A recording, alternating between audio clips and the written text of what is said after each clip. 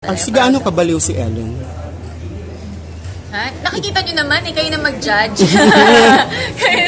Yeah, but she's cool. Hindi siya yung baliw in a good way, ha? Kasi she's really funny. She's cool. Yun ang pinaka-importante. Easy to hang out with. Sobrang astig lang.